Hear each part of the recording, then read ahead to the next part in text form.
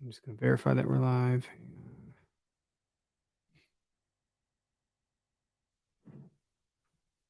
Are you checking on yours? Yep. That's helpful. Thank you. Yeah, we're live. Okay. I just see you sitting on your phone, so it's perfect. Yeah, look at that. Ready? Here we go. Roll. Where to Hunt podcast. It's okay. It's okay. It's okay. Hi, I'm Dan Small, host of Outdoor Wisconsin, and I listen to Where to Hunt. Nah, it's okay. I'm Kurt Geyer with Working Class Bow Hunter. I listen to Where to Hunt podcast, and it's decent. It's all right. Hey, this is Bud Fisher with Catching Deers, and I think the Where to Hunt podcast is all right.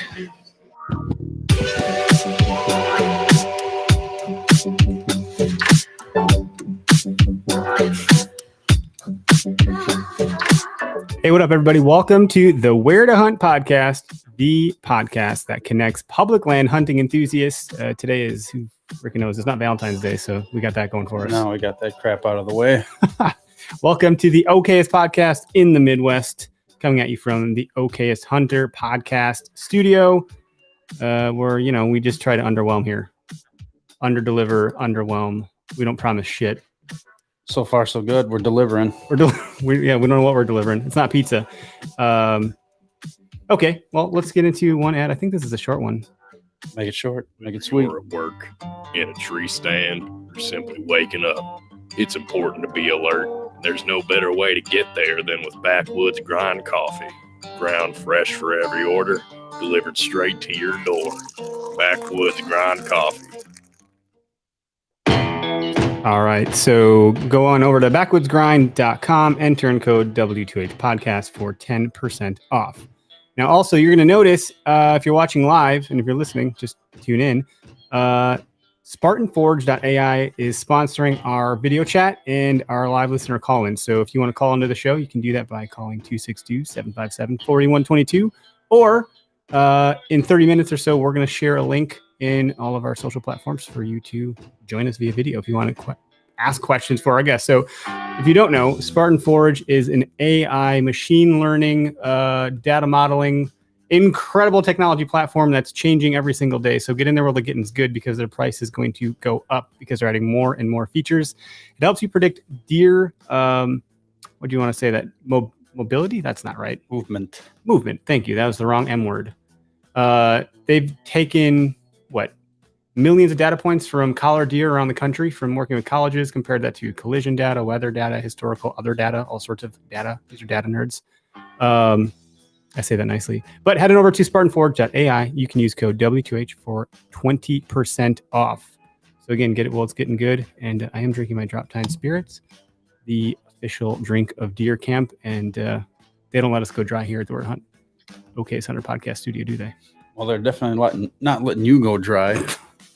It is tasty. I don't have all that room for that beer that you're drinking. High Life over there. Champagne beers. Mm-hmm. All right. Let's we're gonna bring in our guest. We have a really fun guest. Well, fun might be relative. I don't know. Very knowledgeable. Yeah. Very wise. Aaron, are you fun? There he is. He's fun. Once you get to know me, I'm extremely funny, but I've definitely noticed that I scowl too much, and people have a preconceived notion that I'm not happy when people will bring that up to friends of mine, and they're like, "Are you kidding? That dude's never serious. He's like a big kid." But I do have an off-putting scowl. I need to smile more. I worked with a guy that was like that, and everybody's like, "Dude, you don't want to work with that guy." Well, why?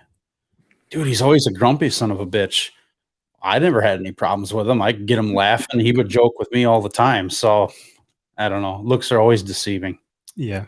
My father-in-law has one of those faces. Everyone just says he's a dick, but he's not. He's super nice. So he just looks like he's got perma resting bitch face. I think it's what it's called, right? Something like that. Yeah, I definitely have resting bitch face or scowl face. It's funny at the hunting camps when I'm guiding, and people kind of secretly go over to Scotty and be like, "Hey, what's he like?" And they're like, "Oh, he's good. What do you mean?" Like, he seems mad all the time. And Scotty's like, "Man, we can't get him to shut the fuck up. He's super happy." And then 5 days later, they're like, stomachs hurt from laughing. But I got to work on having a more appealing appearance out of the gate, so I don't scare the kids. That's great. Hey, kids are scared of everything. That's not a bad thing. Dude, so welcome to the show. We're happy to have you. We set the bar pretty low here, so okay us, right? In the traditional sense, everyone says, tell us about yourself. Where are you from? What are you known for? Man, I guess at this point, traditional archery and field craft survival, backpack hunting, that kind of stuff. I've definitely known gear, kind of a gearhead. I helped design and R&D a lot of everything from binoculars, clothing. We just came out with a new broadhead I designed with a Bill from Iron Will. Yep. I've got my hands in a lot of things kind of under the sheets. I don't pump the tires too much. I just try to help out companies as much as I can and, try to get better products out on the market whenever possible. Cool. We've had Bill on the podcast. He's a good guy, and I try to reach out to him every so often just to say hey. And I've used his products for the last 4 seasons. I'm really happy with them. Yeah, He Bill's sent a you good prototype. dude. Was that the one that Aaron developed then, or No, he sent me the single bevel. okay? So You didn't get to use that. That was the end of the season, right? right. Yeah. Yeah, like that. Like I'm lucky. Well, I get to hunt a lot, so I get to test a lot of products. So Bill, the single bevel, he wanted me to try to see if I could notice a difference in penetration. I'm like, Bill, I can't.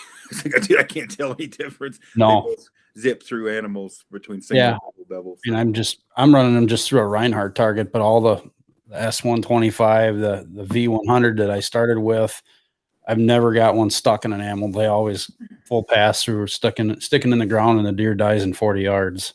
So no complaints there.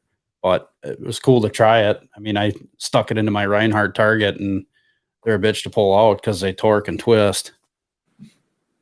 You're right. Those targets, those things aren't cheap. You got to buy some new cores after a couple of those, huh? Yeah, it's all right. Yeah.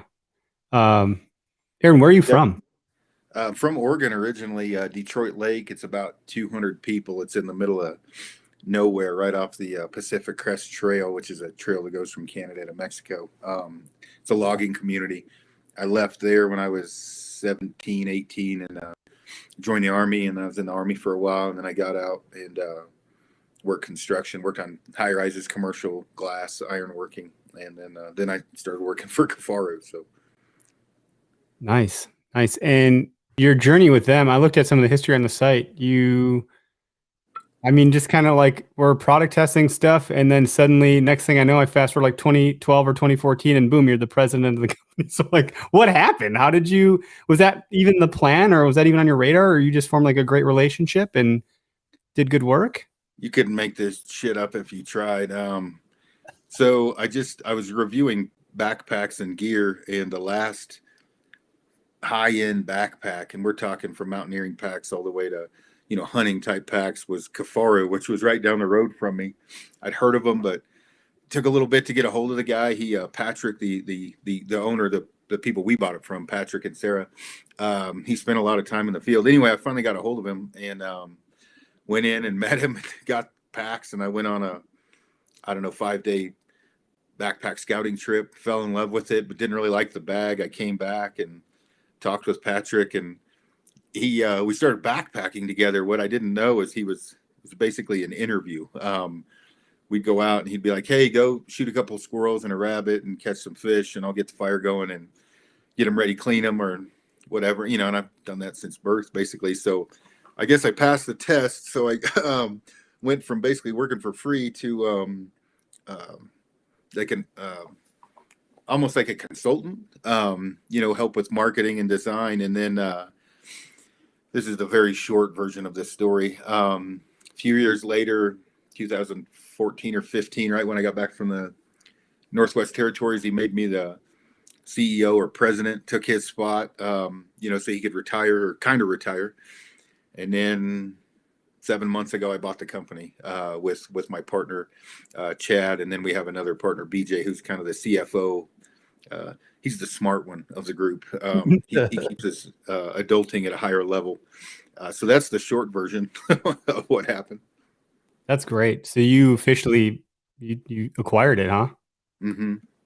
That's Very incredible. cool. And that's That's hard to do. That's a pretty damn big deal. Congratulations, man. 7 months ago, too, in the turmoil of the freaking world that was going on, that's one hell of a time to go through an acquisition like that.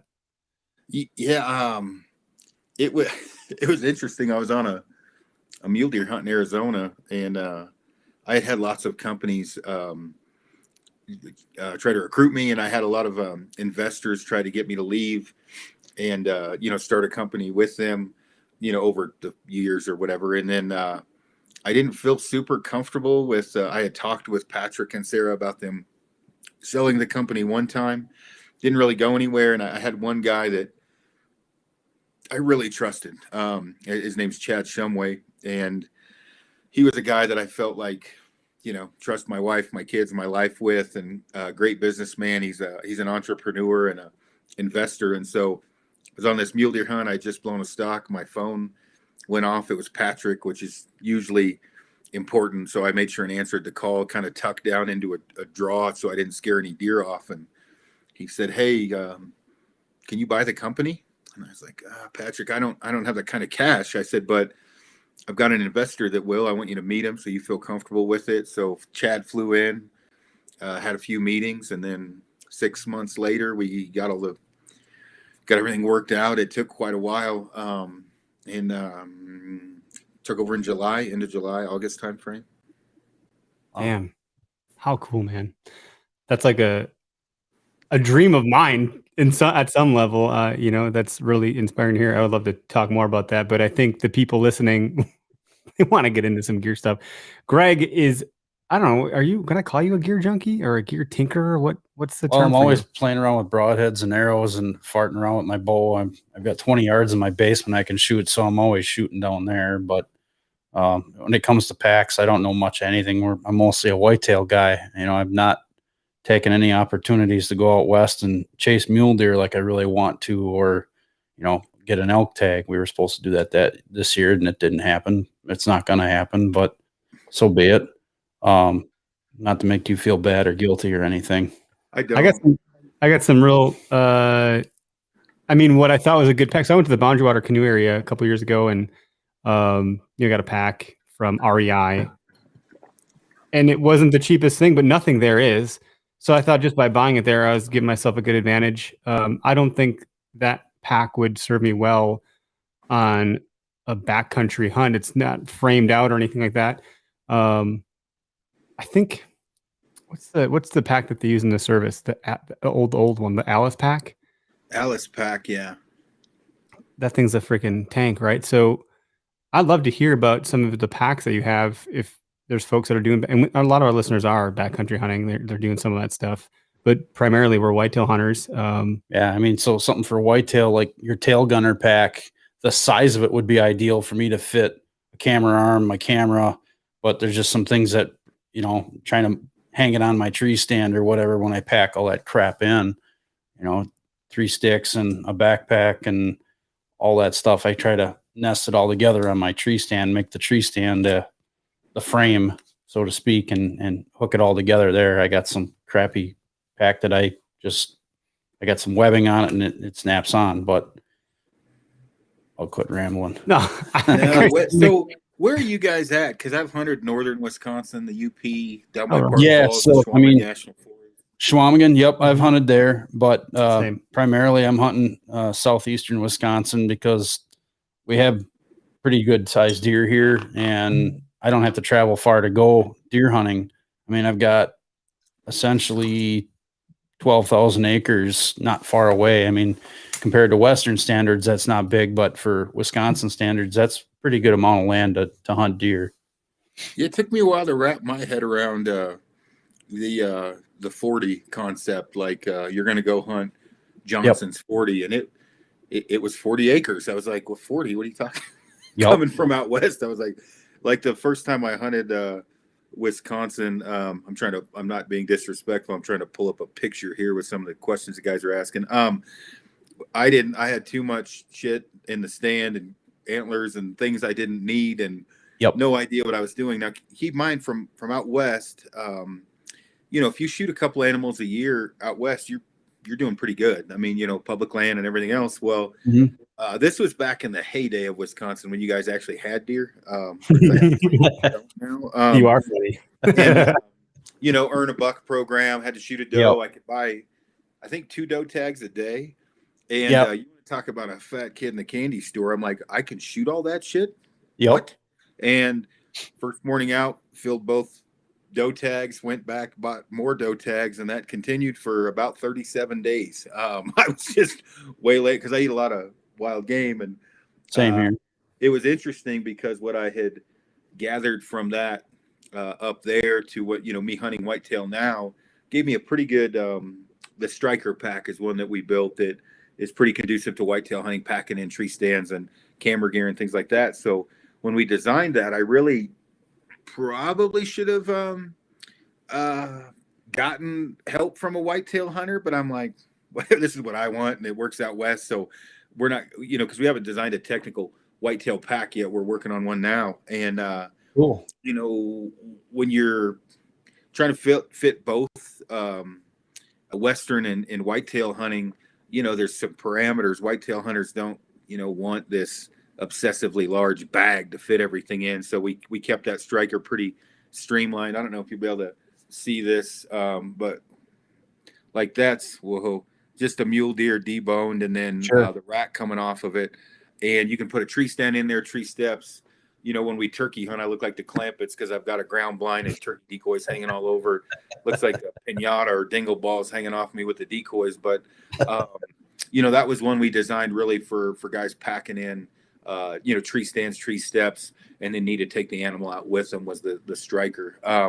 The thing with whitetail hunting I've found now that I've hunted all over for whitetail is you go to down south, you're pulling a bad boy buggy up to the stand, right? You just need something to hold some shit while you're in the tree. Then you go to Wisconsin. I was hunting deactivated logging roads or closed down gates where we'd pull a toboggan in, which pulling out 4 or 5 does on a toboggan, that sucks.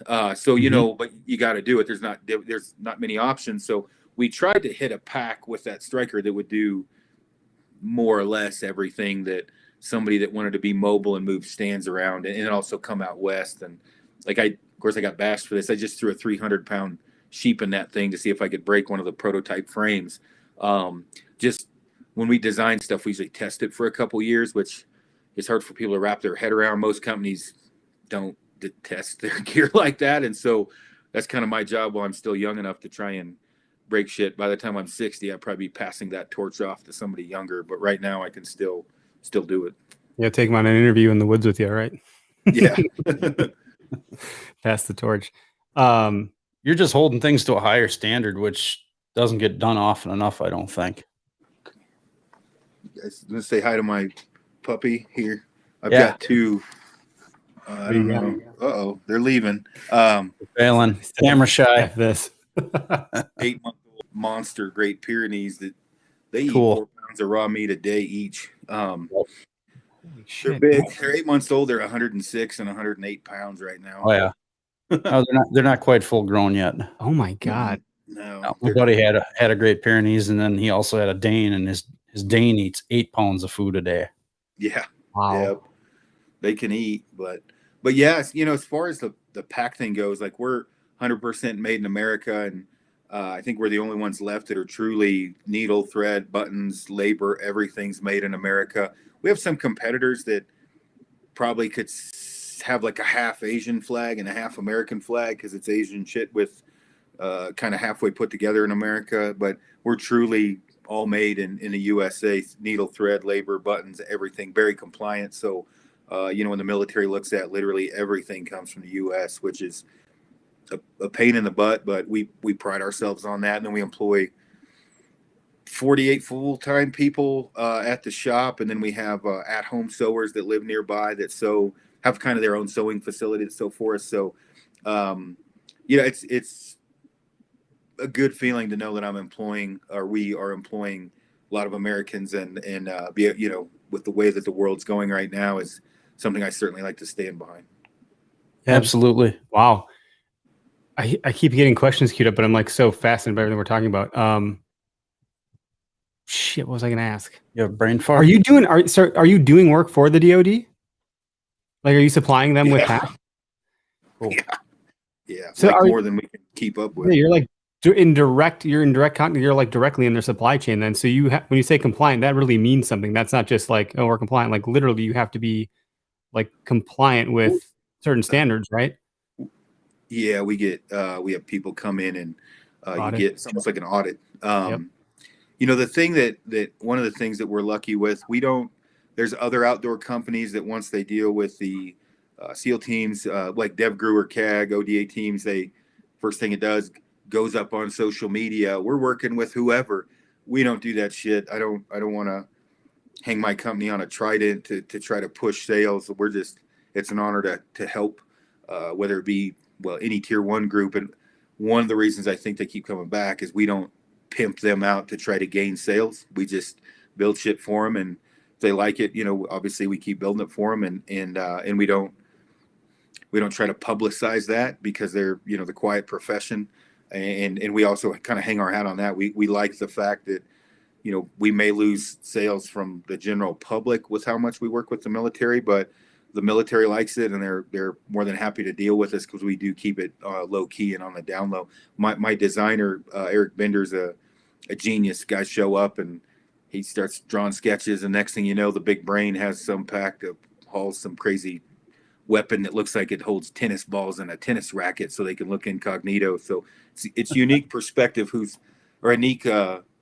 it's unique on who's going to walk through the door to come in. Tomorrow we have a special forces surgeon that's coming on the podcast that literally looks like he belongs on Yellowstone. He's a cowboy.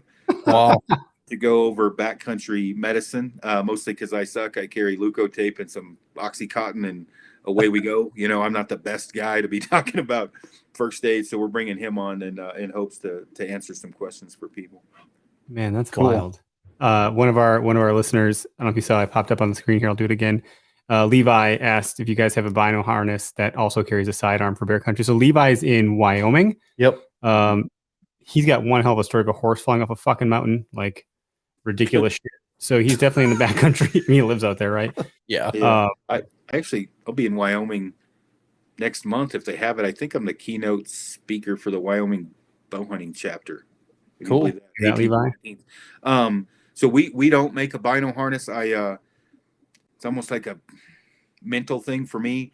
I get copied so much from other companies that it hurts business, but I have a hard time copying friends of mine. When I say copy, it's pretty hard to make a unique bino harness. And so until we come out with something that different than everyone else, I'm more than happy to pawn off sales. I really don't want to steal business from another company that helped start bino harnesses, because we certainly get copied by a lot of companies starting up. Two specifically that might as well be called Kifaru Walmart. They ordered all of our shelters and pulled them, and pockets, and pulled them apart and made patterns from them, and then just buy cheap Asian shit. And it looks just like us, but it is what it is. But I don't want to do that, so we haven't done the hard. That's flattery, right? We'll just chalk it up to that, huh? That sounds literally My like God. when I go work a trade show and we got people from different countries coming in, and they've got jackets, and they'll open up the jacket and they'll have a tape measure next to it, and they'll have their buddies snapping pictures next to our product. Oh my God. Oh yeah, it gets to stupid levels. Have you heard of T&K hunting gear? I just talked to him on the phone. Tyler, he's a fucking maniac. I love that guy. He's what you get, and he's a Marine, right? So yeah, he makes Marine a good and a cop. Yeah, he's a badass. And he puts on a good. I mean, I think he's quieted down a little bit, unfortunately, but his social media shit, man. Oh my God.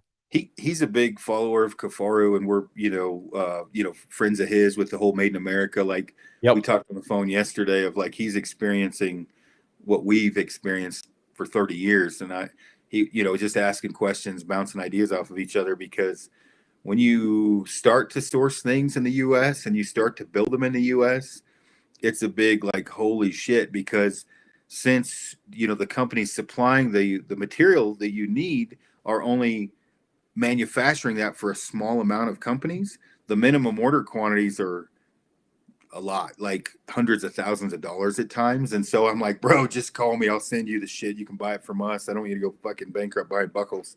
So we try to help out companies That's like cool. that. Like, Wow.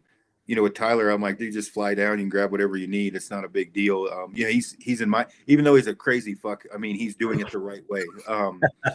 He's literally employing and building a community for helping the community by hiring people, buying more sewing machines, building it up, and making it all in the U.S. So if I can help him from what I've learned through Patrick and in the company, if I can help him out, I'm more than willing, because it is an uphill road to hoe building shit in the U.S. Man, that's cool. That's super cool. I'm glad you know, and I'm glad you guys are talking, and I'm glad that that's like a thing. That makes me really happy to hear that. That's super cool. He wears our stuff, and he just sent me the Gen 2 harness, so I'm going to wear that on my next hunt. I've been wearing marsupial gear, another super cool guy that we kind of partner up with as well there. So anytime I have a company that I mean, in my opinion, is doing things the right way, whether they're a competitor or not, I do as much as I can to help them. Nice. So you spend, I guess, how many do you know how many hunts you have planned this year? How many states you're going to hit and what animals you're going to hunt? It depends on if the border opens, but usually like 30 hunts or so, about from August through Christmas. Like I think this year, I killed a big whitetail. Well, I killed a good whitetail on Christmas Day, and my wife didn't leave me, so that was good. Yet.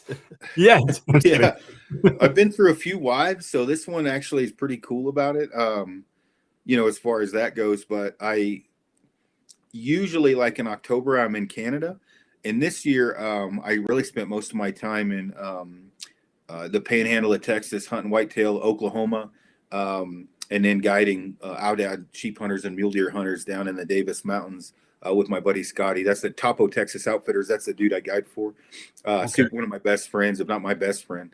And I got some shit from people for hunting whitetails, and I'm like, well, what the fuck you want me to do? Just not hunt? Like, the border's closed down, and I got to hunt, so I don't have to, but take those opportunities. I mean, if that's the target that's rich in the environment, you might as well take advantage of it. What the hell happened? What happened? Like, it's an interesting community, so I'm really curious. I know. I just interesting community is a good way to put it. It's very polite. It was just I wasn't hunting in the mountains. I went on had a buddy draw a goat tag, and he called me, asked if I'd give him a hand. So for mountain goats, so we went in and I helped him for a couple days, and then off I went down to Oklahoma and Texas to go on a mule deer whitetail killing spree. Basically, I had a lot of depredation tags and MLD tags, so it was a good trip. But I think, I try to hunt whitetail at least for 3 weeks or a month every year in 2 to 3 to 4 different states. So as far as what all I have planned, I have a mountain goat that I know of, right? And this is if everything pans out. I've got a mule deer hunt in Alberta, a moose hunt in Alberta, 2 bear hunts in Alberta, mountain goat in Alaska, black bear in British Columbia, mountain lion, lynx, and bobcat in British Columbia, elk in Colorado, antelope in New Mexico, antelope in Colorado, mule deer in Colorado, black bear in Colorado, elk in Idaho, Oklahoma and Texas, whitetail, Aoudad, mule deer in Texas, alligator in Florida. I'm missing some shit. But I have 3 questions. Well, 3 things. 2 questions, 1 thing. I had 8 groomsmen. I couldn't remember all of them every time I had to recant them. So that was really impressive that you have all that. 2 questions. How many freezers do you have, and what the hell is your taxidermy bill, and where are you putting all this shit? So I don't mount anything, believe it or not. I never have. I Euro mount stuff or whatever. I got a guy that'll Euro mount. I have 5 deep freezers downstairs and then 1 upstairs. I try not to talk about this too much because I see what people say about me being arrogant or whatever. How much I shoot, but I couple hundred animals a year, 100 for sure, where the testing comes into play. And it's not a bragging thing for me. It's more like, hey, I have some validity behind what I say because I get to put a lot of arrows through a lot of animals. And, you know, you do hear it. I get it. You hear people say, well, I'd kill that much if I got to hunt that much, which maybe you would. But my thing is, whether you would get to or not, or, you know, whatever, it's not a matter of, it's more when I try to get information out there is there's validity behind it. I didn't shoot a doe in the last 5 years. And if that's what you do, that's fine. It's just, if you're asking me about broadhead penetration, pretty good idea. I probably have a good idea of what's going on. If you're asking me about an arrow build, what bino harness is quiet, what limbs are the best on a bow, what clothing works best, I get that stuff sent to me to test. I mean, that's what I do. So I try to just save people money. It's really what it boils down to. I pissed away a lot of money, a lot of shitty gear. So I can kind of get a word out to say, hey, this is legitimate, you know, and you'll like this, a good product, or this one's good for the money or whatever. Does it ever happen where you test something and you're like, shit, this isn't good? And then is it like, oh, good, I have an opportunity to like help them course correct here? Or is it like, sorry guys, a lot of people do not correct. So that's one thing I found. A lot of the companies that I deal with now, I'll bring up Sitka. Sitka is super cool to deal with. I'm good friends with Barklow. You know, they're super cool because I test everything. You know, they don't care. I use every kind of camo. You know, and obviously I usually end up in Sitka, but when I give them advice, they take it, right? I mean, or they very much take it into consideration. Hanvog boots, I just designed a boot for them for this year that really was a phone call and a 20-minute conversation that led to me talking to the designer overseas in Europe, and the boot's out now. You know, it's for sale, so they listen. It takes a while for a company to probably listen to certain people because they want to know there's validity behind it. You know, you don't have skin in the game in the sense I don't do it for money. And so when they know that, they know you're actually just giving an opinion of a guy that's been in the woods a lot, and they trust you more. You know, when you get to if you're a lot of people, it seems like nowadays try to get into the industry to just get free shit, and a lot of these companies that would give me free stuff, I feel bad, so I buy it and don't tell them and hope they don't catch it because we all gotta make a living. So I try to purchase what I can. Now, if they're sending it to me just to beat up, I'm probably not going to buy that because I'm going to beat the shit out of it. It's probably not going to be worth a whole lot. So that's something I won't buy because I'm getting sent that just to destroy it, to kind of like total failure type of a destroy. So I'm gonna make you a meme from the Bad Boys movie where he's like, "Oh, this car, I'm gonna test drive the shit out of this car." Yeah. Funny. Wow, man. So plans for spring turkey. Nebraska, Oklahoma, and Texas are my plans right now. What's it called again? When you Grand Slam. Thank you, dude. Yeah. I'm just looking forward to turkey hunting here. But I heard that you had, what is it, 2 elk hunts planned, it sounds like, for sure. Well, if you count Texas, 3, because you don't have to buy a tag down there. Really? Some of the farmers where I hunt, cattle ranchers where I hunt whitetail, they'll when I'm down there, they'll call me and like this year I shot a cow and let me know there's elk on their property. And usually these ranches are, you know, it's a couple 100,000 acres. I mean, they're big. And so once we find them, you know, I just want the meat. And so you don't have to buy a tag. It's great. Sweet. Sharing our fancy link here. So if anybody wants to pop into the comments, or I mean like the video chat, you can now.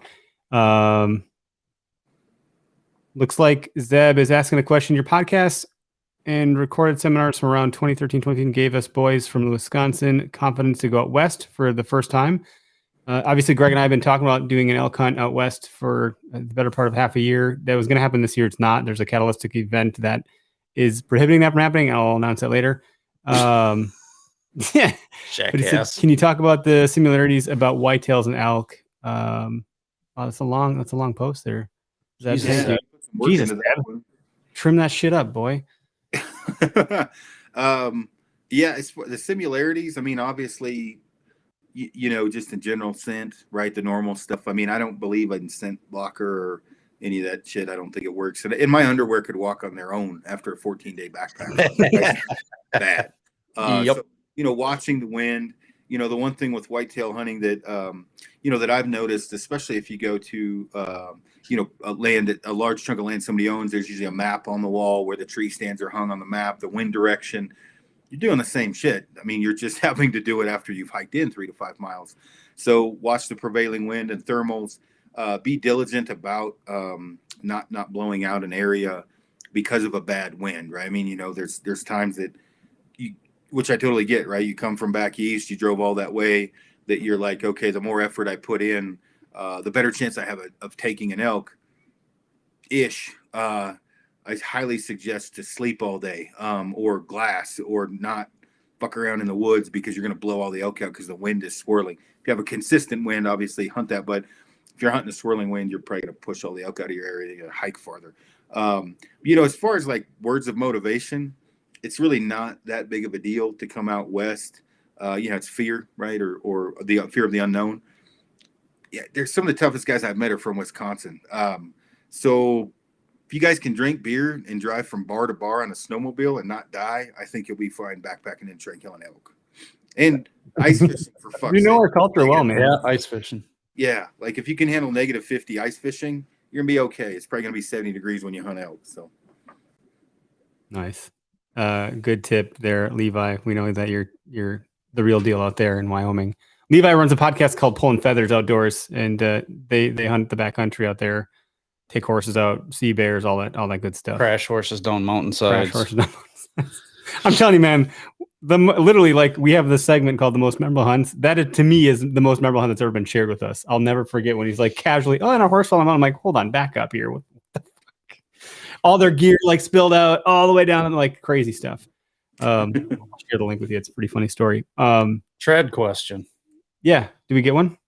You have one? We've had a few trad questions. Yeah. But a guy that wants to start trad hunting, and I know this is a pretty open-ended question, but if you were going to get somebody started in trad hunting or even just shooting a trad bow, what would you recommend? Like poundage wise, start off with like a 40-pound bow, 45-pound bow. So minus weaklings and ultimate strongmen, right? Everybody in the middle. Yeah, Yep. somewhere around 45 pounds. You know, Perfect. if you're pulling 70 to 80 on a compound, Yep. start out with 45. Rocky Mountain Specialty Gear is the best place to call, right? That talk to those guys. They've got 400 or 500 bows on the wallet all the time. And everything you hear from me, for the most part, is just shit I'm repeating they taught me. Like Sure. some of the things I came up with my own tuning methods, but for the most part, everything I know is from them. A Samick Sage cheap bow, something to practice with. They're $180. Once you learn, if you like it, you can use it for training afterwards. If you go get a custom bow or an ILF, like I shoot, and then you'll have that lower poundage bow to work on your form. So it's not a wasted, like I have a 15-pound Samick Sage in my garage that I just work on my release with. So you don't go over bowed, and then make sure you get the right length. So roughly, if you're a 29 to 30 inch, you want a 62-inch long bow. 28 to 29, around 60. And again, if you call Rocky Mountain or someone else, Three Rivers, whoever, they'll walk you through that. Just make sure you get the right bow length, and then don't get over bowed because you'll start collapsing. And just bad form, just like a compound. You want to start off with good form, otherwise you're going to be walking uphill in snow the entire trip of trad archery. It can be a real pain if you start with bad form. Sure. So you have to make those shots instinctively, and you're not getting that release point like you do, or that over the cam point. You're not holding it. You're like, when you're going to shoot, you're going to shoot. Yeah, again, back this is all I've learned. Back in the day, guys would just touch their face and let go, kind of a snap shoot thing, which is not good. I kind of learned from like an NTS or power archery where you draw back, hold, aim, max expansion, release. And so I had some of the old farts I knew that were trad guys give me shit about starting that way. And they're like, oh, you'll never kill anything that way. And lo and behold, most of them have switched to that after 30, 40 years, because when you shoot on the collapse, you get a lot of shoulder issues. I'm not a coach by any stretch of the imagination. I can give guys pointers, but what I've learned shooting 80, 90 pounds with a compound, and 58 to 60 pounds with a recurve. That's where I ended up. I started out at 40. That with good form, you don't generally end up having shoulder issues. All those things are important for the longevity. If you start shooting a stick bow, you like it, you want to do it a long time. You want to have good form, or you will get slap tears and all kinds of crazy shit in your shoulder. Nice. Jeff asked, he said he's heading to Montana in fall for the first time mule deer hunt. He's asking for recommendations on what to not overlook. Good question, Jeff. Thanks. So depending upon where you're going, Montana, because the terrain's pretty vast and different. I think a lot of people underestimate the power of glassing. Like, we glass for 12, 14 hours. And when I say that, I mean we glass all day. That's all we do. We might hike from one glassing point to another, but we've run into guys on the way in that sit and talk to us or whatever, and say they could be lying, but they didn't see anything, and I get it. Like, we glass for our dad. I'll glass in one spot for 45 minutes, and then magically Scotty will be like, "Hey, there's some." I'm like, "How the hell did I miss those?" Right? Same thing on the side of a mountain. It doesn't take much to hide a mule deer when you're glassing something 3 miles wide and 2 miles deep, right? They're not very big animals. And so glass your butt off, basically. And then make sure you get stocking socks. Make sure everything you have is pretty quiet. Compound, it's not as important. You're sneaking in sub 20. You can blow deer out pretty quick from pant legs rubbing together. So, Right. But yeah, I'd say glassing and patience, and don't push a bad stock, which is easy to say, but on public land, sometimes you have to, because some other dude's seen your deer, so you got to haul ass in there. But try not to push a bad wind or a bad stock. They'll reposition a lot of times. Not to go into a mule deer, whatever. Go ahead. Usually they're bed down between 9 and 10. When they bed down 9 and 10, there's a half hour. They kind of lay there. Sun moves. They're going to rebed. You don't hardly ever. I won't say hardly ever. Very rarely do you want to stalk a deer at its first bed, unless you're real close and you can get to it quick, because they're going to rebed. And if you're solo, you are totally fucked up, because you have no idea you're stalking a deer that doesn't exist. He's moved. So wait till their second bed and they've planted. Once they've planted, assess, right? You want to really look at it. If you're shooting a stick bow or a compound, can you get close enough? A lot of times, let's say if I'm inside of 1,000 yards glassing it, you guys want me to go over all this? Hell yeah, dude. Keep going. You're in a fucking roll. Let's go. I take I'm going to pour up another freaking bourbon here. Keep going. I take my cell phone, I snap a picture of the mountain range, and I put a white dot where the deer is. I zoom in, closer look, and now I'm drawing a white line where my potential approach will be. Things can change once you get over there. Once I do that, I shoot an azimuth with my compass. I take my pack off and I drop it. I wrap an orange panel around my pack. I shoot an azimuth to the deer. Then I take a back azimuth. Once I get over there, I know when I follow my back azimuth back to my pack that the deer is between me and the pack. I take a notebook and I write down, if I can range far enough, from my pack, what's behind that deer and what's in front that I can see, and I'll make a drawing. And I'll range those things. So I'll know if there's a boulder 47 yards within reason, ranging from 6, 8, 1,200 yards away. There's a boulder at 47 yards. I'm looking for that boulder when I get to the other side. I've got a hand sketch. I've got my drawing from my phone, and I've got my back azimuth. All these things are so I don't blow out the deer. It's several fail-safes. Catching features would be another word for it, meaning once I've shot that azimuth, as I'm circling around behind the deer, my catching feature may be a tall dead tree or some kind of topography to look at, so I know I don't pass the deer, and I can get my compass and start shooting that back azimuth to get right in line with it. Once I get to that point, I'm looking for the different boulders, rocks, trees, bristlecomb, whatever I had written down on my notes, so I know exactly where that deer is. So now I got my back azimuth. I know the deer's in front of me, and I know the distances roughly of what's behind that deer. So I know at 47 yards, when I get to that boulder, I need to go in super stealth mode. At that point, I've dropped down to socks, generally roll up my pant legs, or at least tuck my socks in. A lot of times I'll drop my bino harness. If there's no wind, that bino harness makes noise.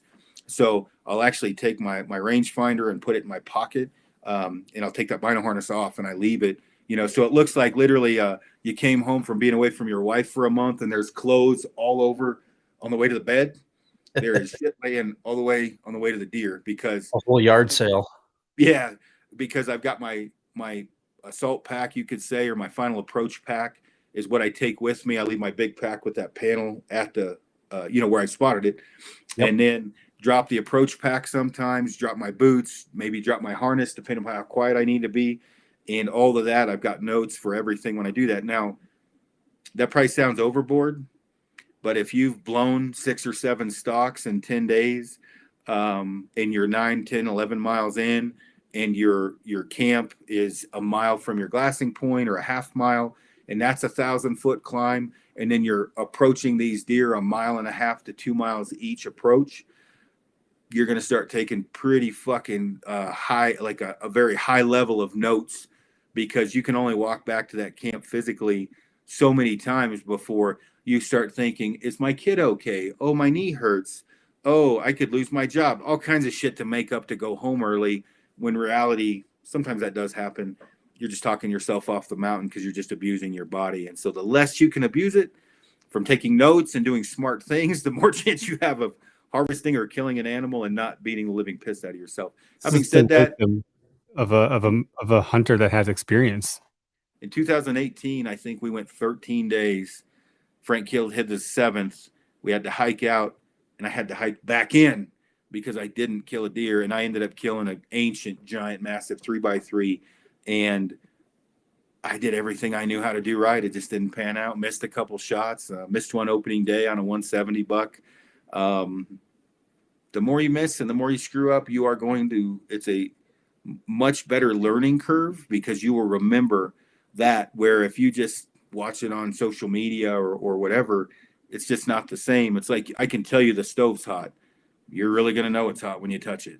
Well, I can tell you to do all those things on a stock, but you're probably not going to do them all until you blow a few stocks, and you're starving, and there's no water, lightning, like no sleep, they're on and on and on. So you pay a little bit more attention after that.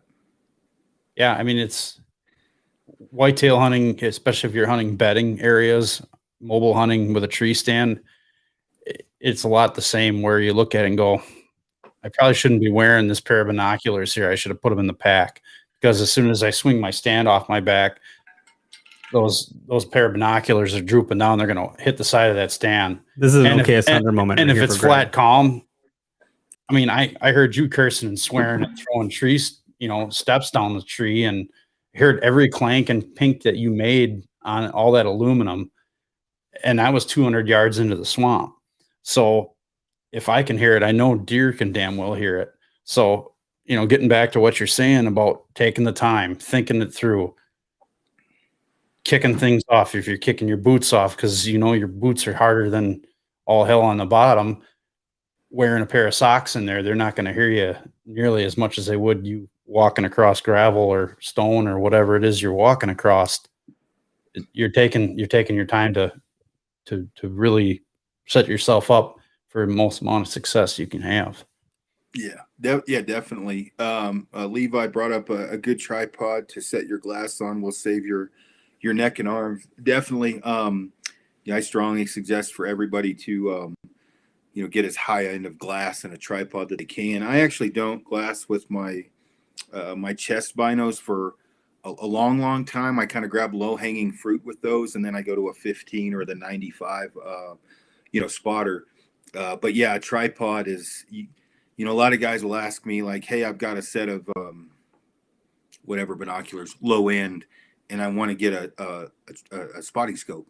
And even though it pisses them off, I'm like, well, just sell both and buy a good set of binos and a tripod, because you're much better off with a high-end set of binoculars on a tripod than you are low-end binocular and spotting scope.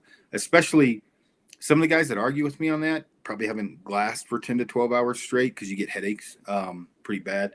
And so I try to, not everybody can afford super high-end optics, but, try.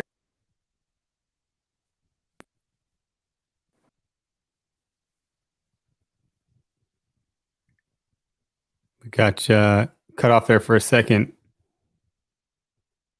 Shit, we lost him.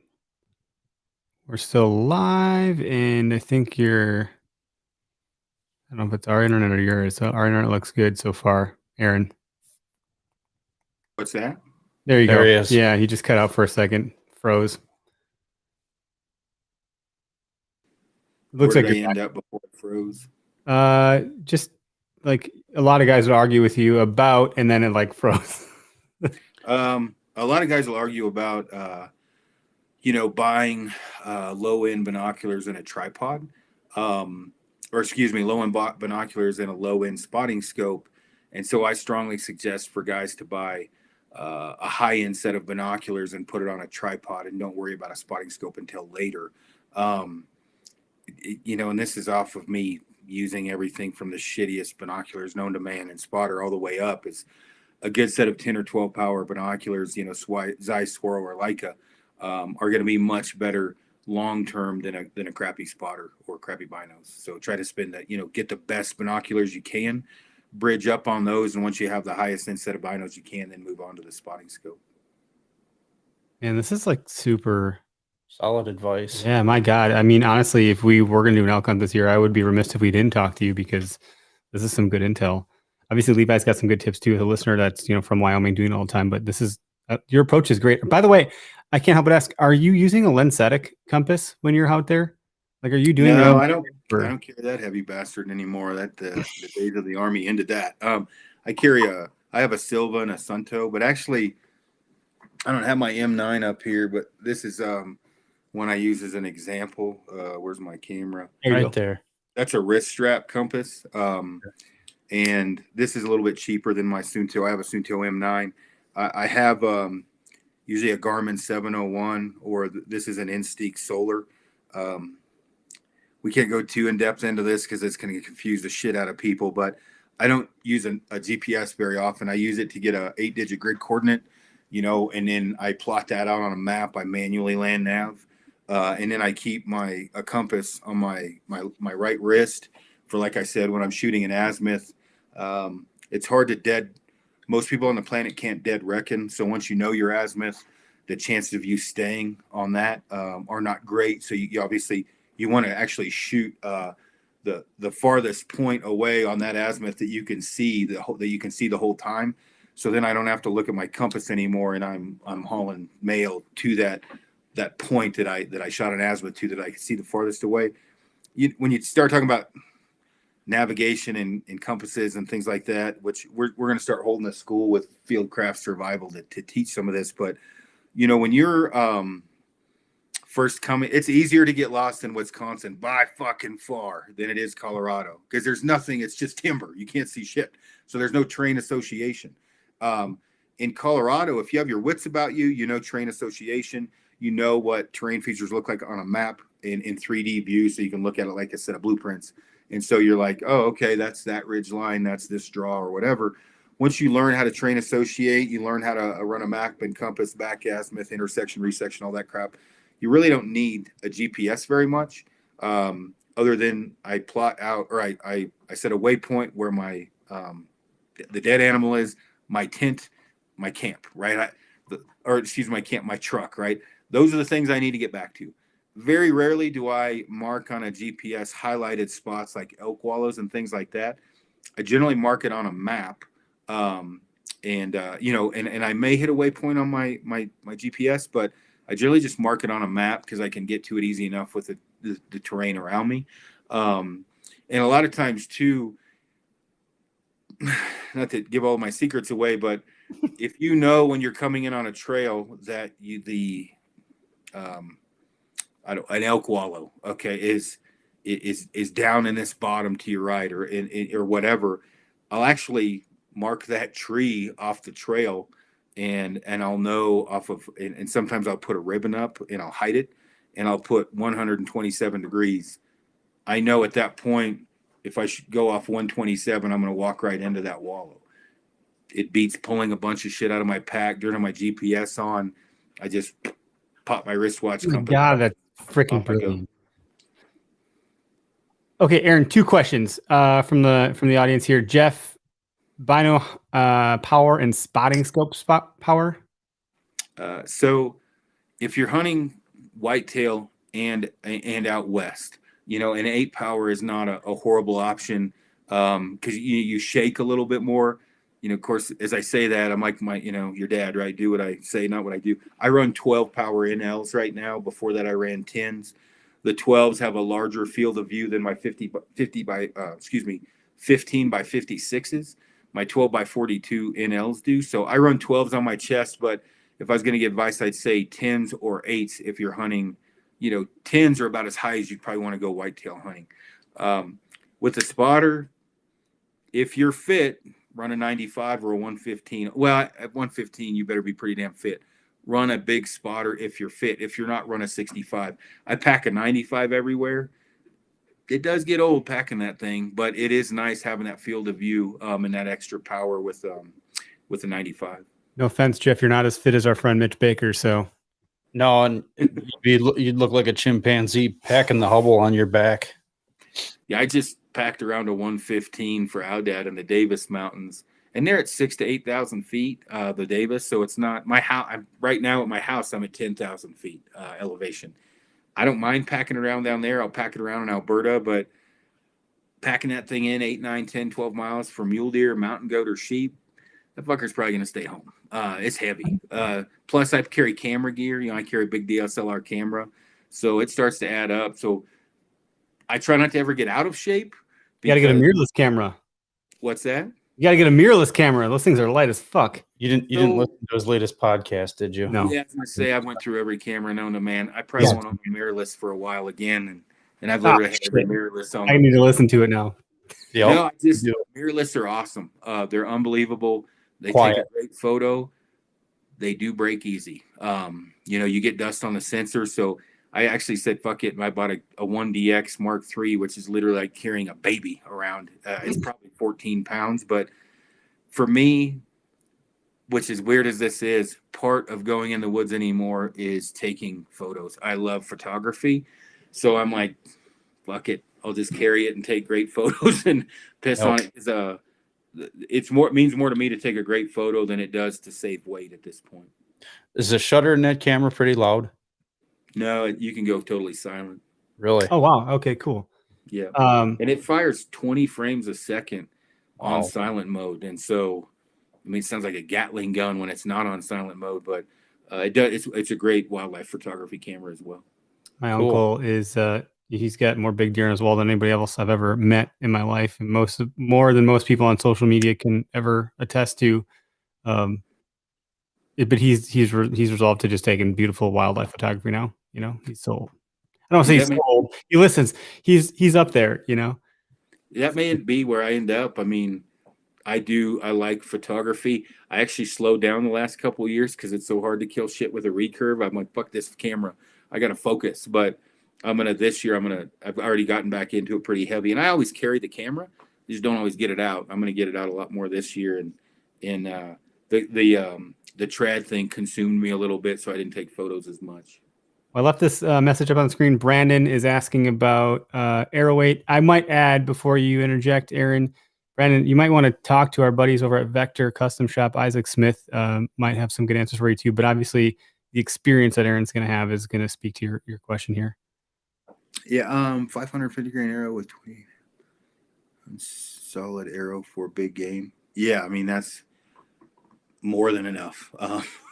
You could drop the weight of that if you wanted. Everyone's different. But for the most part, 265 to 280 is a good blueprinted speed to stay in there. Nothing wrong with 250 feet per second either. But 265 to 280, you go over 280, it becomes really hard to tune. Really, the key, the speed of sound is 1,100 and some feet per second. So I don't really care how fast the bow's shooting. You're not going to beat the speed of sound. So a quieter bow, which took a long time for me to comprehend, is much better than a faster bow, because it doesn't matter how fast that bow shoots. And shooting those cracked out deer in Wisconsin and Alabama, I shot at a couple deer at 50 yards that were 6 feet from the arrow by the time it got there. And that was on a compound. And the bow wasn't overly quiet, where recurve, they're a little bit quieter. They don't get out of the way as much. So that is plenty to shoot any animal in North America. And if somebody tells you different, they're full of shit. That arrow will go through anything, moose, whatever, especially with a fixed blade broadhead. 550 grain arrow at 250 is crushing my trad setup. And I've shot almost every animal in North America with that and zipped through it. So speed would be the only thing. If you want to get a little faster, you could you'll gain about every 10 grains you drop about 3 feet per 2.5 to 3 feet per second. So if you drop from 550 to 500, you're going to gain 15 feet per second. But if you don't want to, you certainly don't need to. Cool. Well, we're into the next hour. I think we've been on for an hour. Aaron, if you feel like you have time, man, especially from you, if you can share your most memorable hunt, I would just love that. Yeah, I got plenty of time. I'm probably going to have to share more than one. Dude, I can't pick them. And people ask me that question all the time. I can't pick one.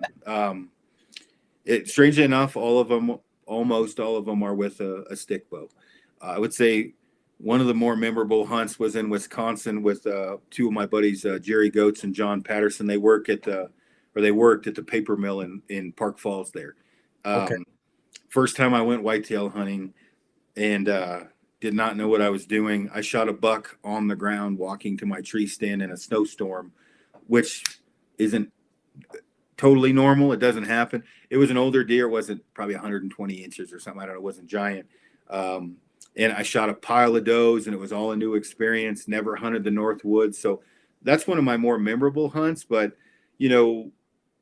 almost all of them, the mountain goat I shot last year with my wife and Luke watching, the Wolverine, the first mule deer I shot with the stick bow, or the first and set. I'm not telling stories. I'm telling animals. So I guess I'm screwing this up. I shot a mule deer at 4 or 5 feet with Frank, with the stick bow my first year, made an insane stalk, climbed above it. And when I drew back, my arrow was between its antlers when I drew back. That one was amazing. And then the Jeff Lander in Alberta, a super close buddy of mine, hunting mule deer with him. I shot 180 some inch, shot whatever it is, a big mule deer. And it was one of those deals where I was learning with the stick. This was my first year. And you sometimes are, in your mind, like, is this attainable? Like, can I do this? And my wife and I had started dating, and I'm texting her, like, I'm having trouble. These deer are really smart. They're not like high country deer. Like, these deer get road hunted by rednecks. Like, you can't even stop the truck and they run away. And I ended up 40 yards from one of the largest mule deer I've ever seen, and ended up taking that mule deer. And hunts like that is as much as the ass whooping you got as it is the animal for me. In 2018, I shot that one mule deer in the high country. There's a video, but in 2019, we went back in, hunted my ass off. I had to get to Alaska. Poor pitiful me. I had to go on a goat hunt, but I had to. I missed a 200, and I know what it scores because they killed it in rifle season on a private ranch when it came out of the high country. It was at 203 inch, 32.5 inch wide buck at 12 yards in the cliffs. There's photos of me, just a guy I met, Justin Walski, back there. He photographed and filmed me on this stalk, and I got on these cliffs. I literally probably should have died trying to get to this. Like, when I say that, meaning I got so close to falling off these cliffs, and I do get tunnel vision. My legs and calves are shaking. I finally kicked my butt up against this vertical wall because I was above it. I used my limb tip to brace myself, but I had to gangster style shoot it because I couldn't put my bow vertical. So I'm like trying to shoot it. Like, it didn't pan out. I missed it. No. I mean, I literally was parallel when I shot it because I couldn't draw back. I missed it. I climbed to the summit of the mountain. I called my wife and I was like, hey, I'm done. I'm coming home. And she's like, hey, you got a day left. And I said, no, I'm going to regroup. I want to see you and hang out with you. We had to get to Alaska, and I'll just come back in after the Alaska trip. So on the Alaska trip, I ended up shooting that Wolverine, which you couldn't have made that shit up if you tried. That was crazy. Ended up shooting that thing like at 12, 14 yards. Came back, hiked into the high country solo. I think I was 11 miles in. Frank was going to meet me a couple days later. Third day, I called Frank. I'm like, bro, don't come. I can't find any deer. Literally hung up the phone with him. 6 deer moved into this one kind of basin embedded in these trees. I ended up shooting that thing at 7 yards. Wasn't a giant deer. Called Frank, and I'm like, dude, if you want to drive down and come help me pack it out, I got a buck. That deer is like probably one of the smaller deer I've shot, 120, 130 inches. But I paid $41 for a tag. I got 16 days of hunting in, some of the most adventurous shit you could ever have happen. While I didn't kill the deer that I was after, it was an amazing journey. And then, I'm stuck on the other side of the mountain range. All I've got is that Bane pack. It's just a small, basically, lid. And I'm like, I am not going to hike over this mountain range and get my pack. So I'm wadding deer deboned into this. I've got it looks like a set of balls swinging. I've got 2 game bags in my hand, my bow, climbing up over this mountain range to get back to my pack. Snowstorm comes in, temps drop like crazy. I'm trying to find flat ground because I told Frank where to meet me. I couldn't find flat ground there, so I'm still hiking. I got 120, 30 pounds on my back. It's snowing. I'm too stupid to put my rain gear on because I'm like, it's not going to be that bad. So now I'm soaked, and it's basically a blizzard. So I set my tent up, cranked up my reactor to warm the tent up, run around trying to find wood to build a fire. I got that prepped and kind of hid to stay out of the snow. I think I ate 3 top ramens with 3 tuna packets at one time because I was so freaking hungry. I hadn't eaten all day, warmed up, and then got outside, built the fire, started to dry myself out. And Frank's like Mr. Dependable. That crazy fucker drove all night, slept at the trailhead, was at my tent at 6 a.m. the next morning in the dark. I could see his headlamp coming down the mountain, hiked it out, and whatever that. I mean, it was one of the coolest things I'd experienced. And it certainly wasn't the animal because the animal was small, but it was a crazy adventure. I love it. Yeah, I guess Frank, badass on. We got to get him on. It sounds like you should get Frank on. I'm just kidding. This is great. No. The thing with Frank is he's kind of, I don't know, you say a hidden gem. The dude, he's just tough. He's tougher. He's as tough as just about any man I've ever met. You could call him and say I'm 17 miles in and I need help, and he'd be like, "Oh, okay, let me grab a hat. Do you need a Gatorade? You out of Copenhagen?" And he'll be there as fast as any human could get there to help you out. He's not exactly he wouldn't say shit if his mouth was full of it. So getting him going takes a little bit. Like talking, he doesn't talk a lot, but he's definitely dependable on a backpack hunt. The dude's a stud. That's cool. I got 2 friends like that. You're looking at one of them on camera here, and the other one's in the same city as me, not that far away. But yeah, it's cool. No, those are great stories, dude. This is freaking fun. This is a good episode. I appreciate you taking time to hang out with us tonight, man. This is great. Yeah, you're a busy guy, and we appreciate you a ton. I had no idea you were going to respond back and be like, "Oh yeah, this Tuesday will work." I was like, "Holy shit, this is like a thing that's happening." So it means a lot to us. Yeah, I try to just help out, and as many people as I can, but also meet, new people. I my circle of friends is about the size of a quarter, right? I don't hang out with many people, and so it's always, as weird as it is, we were talking about the other day, like that moral code that you live by, or that your what am I trying to say? The when you go on a backpack hunt, or you marry someone, right? You're your wife, right? You've probably needed to vet. Like very few times do you say, "Oh, we went and got married in Vegas a week after we met." Do they stay together? Because there's so much fucking baggage that hasn't shown. Where, right. Over long term, you kind of weed out who your friends are and who. When I say that, close friends and who aren't.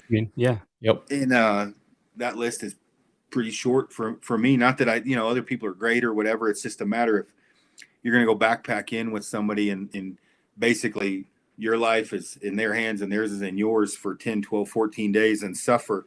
You better get along good, or you're going to come off the mountain early. And so my circle of friends is pretty small. So I'm always open to, talk to new people and shoot shit about hunting and everything else. The way the industry is going, trying to work together is a lot more important than probably was before social media. You don't want the neck to bite the head off. I mean, that's what's happening. So, we appreciate you. We appreciate your time. We respect your time. And, folks, thanks for tuning into the live broadcast tonight. Aaron, just, for due diligence, make sure people know where to find you and some of the products that you're carrying. Where should they go?